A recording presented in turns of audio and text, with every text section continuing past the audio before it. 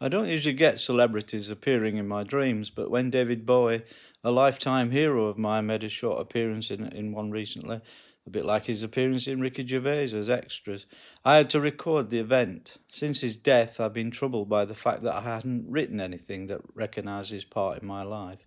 Maybe I was trying to tell myself something. The poem, quite different from what I usually write, is my response to David's appearance as I was woken at a pivotal point in the dream and had to get up and write down as much of it as I could remember. The poem is really about creativity, as I ended up researching the psychology of religion because of it.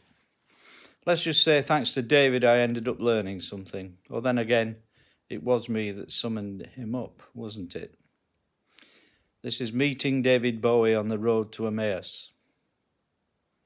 The first time I met David Bowie in a dream was alluded to in our second meeting. I ask him if he remembers me, but he just laughs, a familiar laugh, perhaps the one from the intro of Andy Warhol. Of course I do, he says. For me, it was no time at all. Same night, a matter of minutes, apparently. David is close to death and still working on a film with Jack Nicholson, old Nick, who had gate-crashed the first dream while out on the lash with his mates. This time it was just David and me. He says Jack is great fun to work with, and I nod, assured of the truth of it. We are talking on a sunlit back street, one side of which is lined with garages, knocked together in post-war pride, but now stifled by an aura of hot dust and oil, uninvited weeds and furtive asbestos. Familiar, a childhood memory perhaps. David, sat in some large bespoke wheelchair, proceeds to unzip his protective bodysuit and shows me his emaciated legs, rubbing at the conspicuous veins with his long, delicate fingers. Get on, he says, and the two of us ride through the city. Sheffield, apparently. Being a dream, it has to be somewhere. To a non-existent, gentrified area of tapas bars, undercover all potted palms and star-clustered ceilings. Staffed by locals, flat-voweled with genuine smiles, we are given a table and politely watch as the chef, played here by the proprietor of a fish and chip shop in West Cornwall, prepares bread and oil at the table. In an act of communion before us, his hope to create a wonder to behold, a flower blooming from out of the bread, ends in disappointment for him more than us. David takes the now abandoned bread, breaks it, dips it in the chrism and eats, as though he hasn't eaten in a long time. The fall of a sleeve reveals a stigma.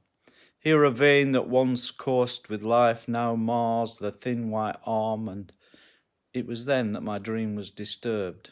Some person, from Porlock perhaps, arrived and tapped at my perceptive door. Fearing that this subliminal experience may be consigned to the vortex of lost dreams, I forced myself to rise and write like some latter-day saint or blazing apostle, eager to tell others the words of his God, or at least his interpretation of it. Only the other day I chastised myself for not having marked David's passing with some lasting homage of my own. How could I not pay tribute to this entity that matched the strides of my waking life, touching it in places yet ever-changing? How to honour, to worship perhaps? And then he comes to me in a dream, crashing out from my sylvan fissure like a crack in the sky, and his hand reaching down to me, pointing to the creation of an idea that might just be of some weight. Jung informs and parades the worth of a magical travelling companion who guides us through the labyrinth, illuminating our dreamscapes and diffusing the shadows in our minds.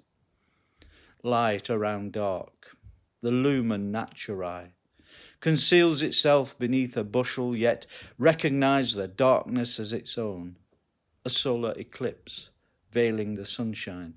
Not a light to look at, but one to see by. Like a black star. Just like a black star. David appeared to me despite his death, returned like some conjured up soul at the behest of this extra large medium. Did he come to me in a dream because I felt the need to draw on his muse, or to believe he's alive and with me always?